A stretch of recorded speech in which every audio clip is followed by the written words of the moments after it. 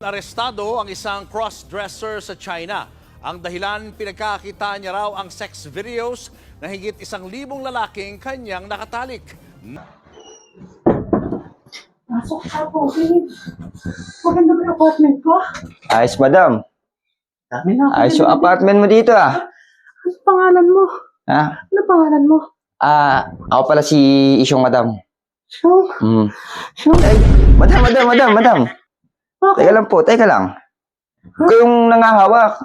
Sige mo yung mo doon. Diyan, sa mga korupsyon ko. Dami mong ano dito, madam, ah. Dami mong short dito, ah. 1,600 na mahigit na yung nadala kong balalaki dito. Ay, napakatindi nyo pala. Ikaw na yung susunod. Ay, hindi po ako ganun, madam, eh. Ha? Hindi po ako ganun. Ay, bakit sumamak sa akin? Ay, modus ata to, madam. Hindi. Modus to, madam. Bawal po ako sa ganun, madam. Madam, pinapunta nyo ako dito para mag-ayos ng kuryente nyo. Hindi. Aalis na lang ako, madam. Ayusin na. Aalis na lang ho ako, madam. May gagawin na tayo. Wala, di ako ganun, madam. Ikaw ka dyan. Di ako ganun, madam. Huwag niyo po ako hawakan. Bakit? Huwag niyo po ako hawakan. Bibigyan kita motor. Kahit anong bigay niyo sa akin, 1,600 na ibinigyan ko motor. wala akong pakialam dun, madam. Nakakaring kita. Wala akong pakialam dun, madam. Huwag niyo po ako hawakan.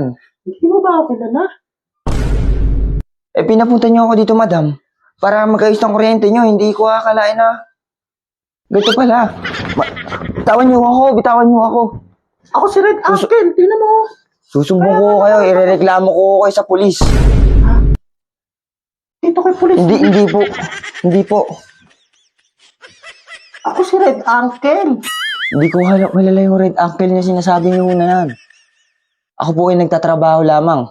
Pumunta ho ako dito sa apartment niyo para po magtrabaho, hindi yung puro aaharasin niyo po ako. Bibigyan niya kita ng trabaho. Hindi po ganitong trabaho. Hindi po, huwag niyo po ako hawakan. Huwag po. Pati mo naman. Ako na. Gusto na. Sige. Wala na.